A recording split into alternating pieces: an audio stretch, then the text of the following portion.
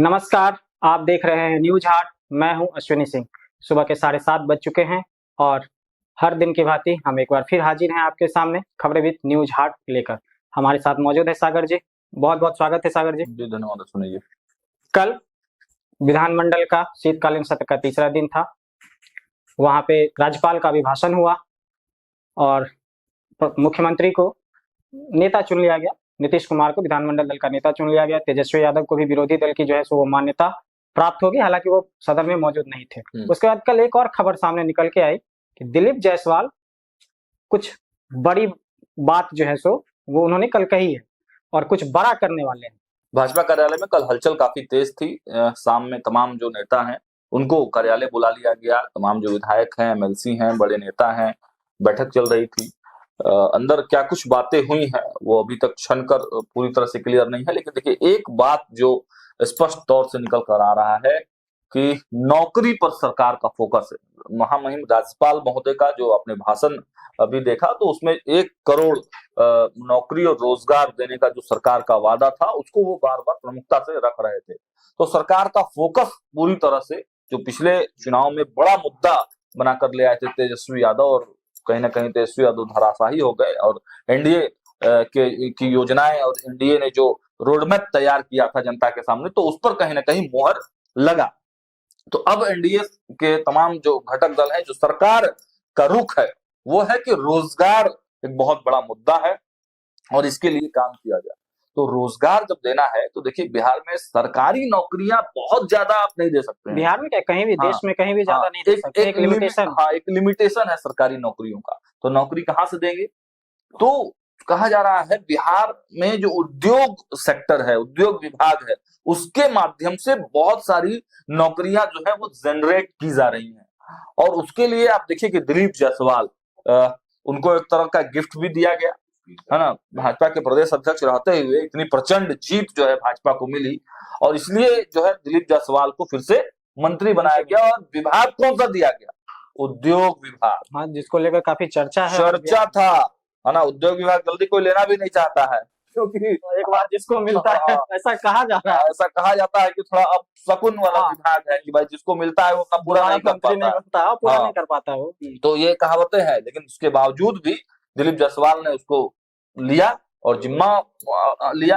अब कहा जा रहा है कि दिलीप जायसवाल को ही ये बड़ी जवाबदेही जो है सरकार के माध्यम से नीतीश कुमार ने उन पर भरोसा जताया है कि अब आने वाला जो समय है उसमें एक बड़ी संख्या में नौकरियों का भंडार जो है बिहार सरकार खोलने जा रही है। और वो किसके माध्यम से खुलेगा? तो उद्योग विभाग के माध्यम से। तो सुनिए जी, देखिए हमारे पास ठोस इनपुट है सरकार स्तर से भी और संगठन स्तर से भी कि आने वाले 15 से 20 दिनों में एक बहुत बड़ा जो है धमाका करने वाले हैं दिलीप जायसवाल। बड़ा बवंडर जो आप कह सकते हैं कि उद्योग के मामले में, नौकरियों के मामले में एक पिटारा खोलने जा रहे हैं दिलीप जायसवाल। मतलब पिछले 20 सालों में उद्योग विभाग ने जो काम नहीं किया था, आने वाले 15 से 20 दिनों में वो काम दिलीप जायसवाल करने वाले हैं और जिससे सरकार की जो प्राथमिकताएं हैं वो स्पष्ट रूप से दिखाई देंगी कि नौकरियों को लेकर सरकार कितना सजग है। तो दिलीप जायसवाल के माध्यम से बिहार के युवाओं को बड़ी खुशखबरी मिलने वाली है। सुनिए जी, तो जिस मुद्दे पे चुनाव हुआ, रोजगार और नौकरी एक अहम मुद्दा था इस चुनाव में, सरकार उस ओर अग्रसर है और दिलीप जायसवाल इस क्षेत्र में एक बड़ी सौगात जो है सो युवाओं को बहुत जल्द मिलने वाली है और ये कदम उठ चुका है इस क्षेत्र में। आगे बढ़ते हैं दूसरी खबर की तरफ जी। कल आरएलएम के 3 विधायक अचानक पहुंच गए मिलने नवनिर्वाचित जो अध्यक्ष हैं प्रेम कुमार से। एक चीज उसमें देखी, जो उपेंद्र कुशवाहा जो सुप्रीमो है आरएलएम के, उनके पुत्र नहीं थे वहां पे और उनकी पत्नी भी नहीं थी। 3 अचानक पहुंच गए और उसके बाद जो है सो खबर चलने लगी, तरह तरह की जो बातें हैं, तरह तरह की अफवाहें उड़ने लगी। क्या है पूरा मामला? हाँ देखिए, इस तस्वीर की चर्चा तो कल खूब हुई क्योंकि नए अध्यक्ष बने हैं प्रेम कुमार और उनसे जाकर मुलाकात कर लेते हैं आरएलएम के 3 विधायक हैं तो टोटल 4, जिनमें एक उपेंद्र कुशवाहा की पत्नी भी है स्नेहलता कुशवाहा। तो उनको छोड़ के बाकी 3 विधायक। हाँ, तो इस तस्वीर की चर्चा जो है कल खूब हो रही थी।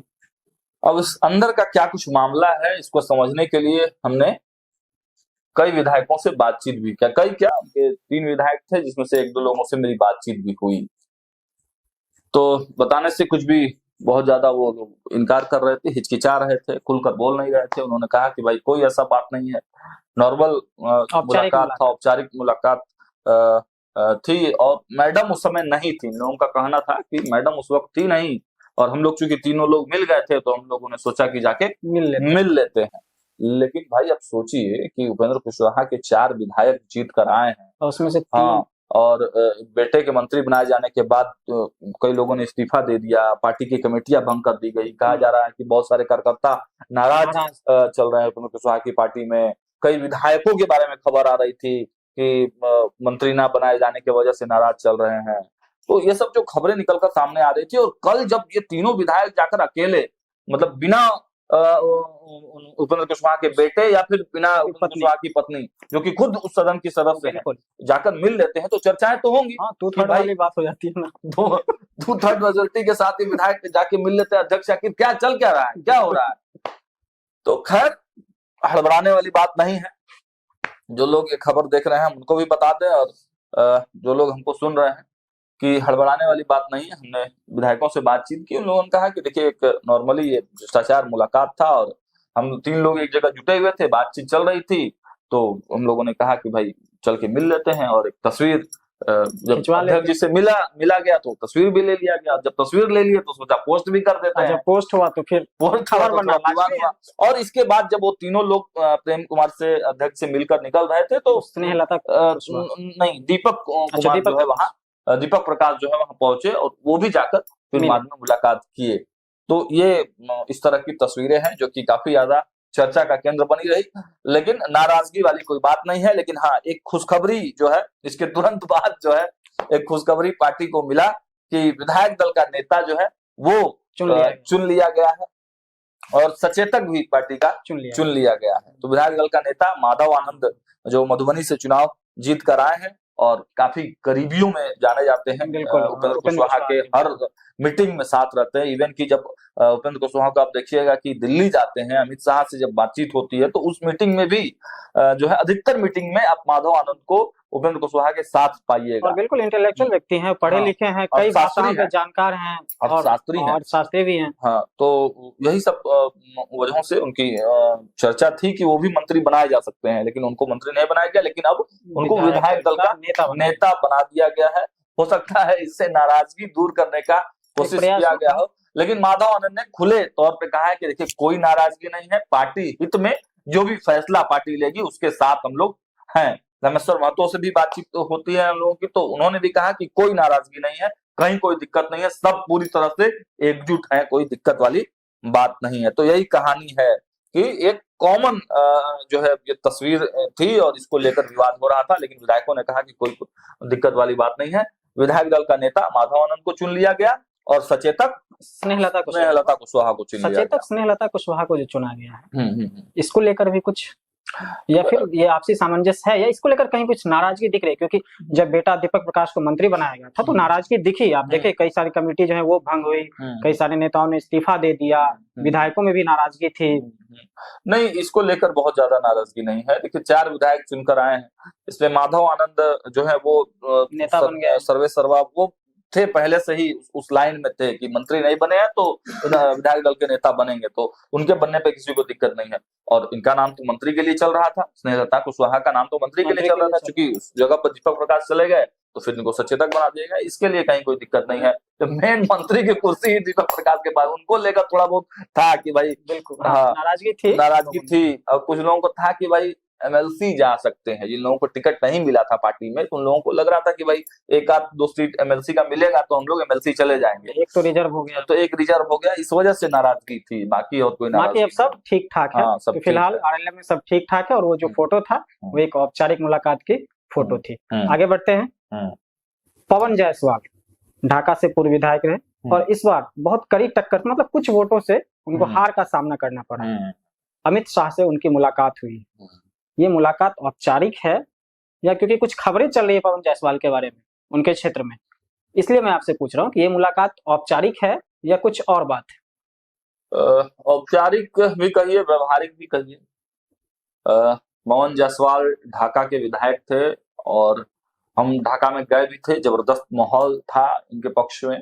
लेकिन चुनाव है, समीकरणों का खेल है, बहुत कम अंतर से जो है वो हार गए पवन जायसवाल। लेकिन जो तस्वीरें हैं, एक बार तस्वीरें दिखाइए, है ना, ये तस्वीरें क्या कह रही हैं? तस्वीरों में केवल पवन जायसवाल और केंद्रीय गृह मंत्री अमित शाह ही नहीं है, एक आदमी और। कौन है वो आदमी?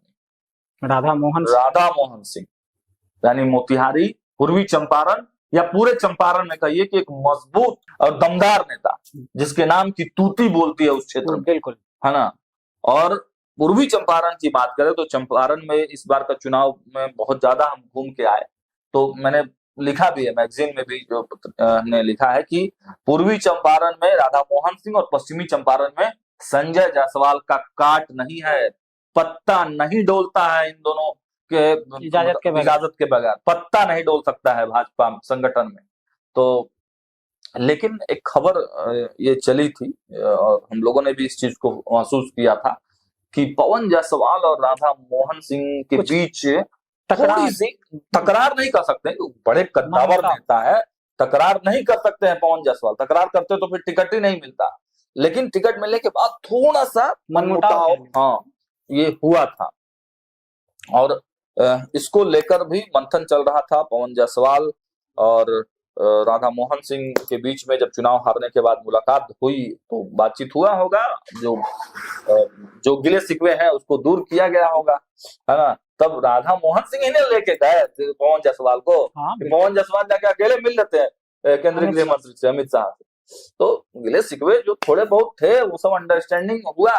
इनको भी, पवन जायसवाल को भी लगा होगा कि भाई अब तो चुनाव हार गए हैं तो किसके शरण में जा सकते हैं, जल में रह के मगर से बैर कैसे कर सकते हैं। बिल्कुल, पूर्वी चंपारण में राजनीति करना है तो राधा मोहन सिंह के साथ राधा मोहन करना पड़ेगा, गुनगाना पड़ेगा।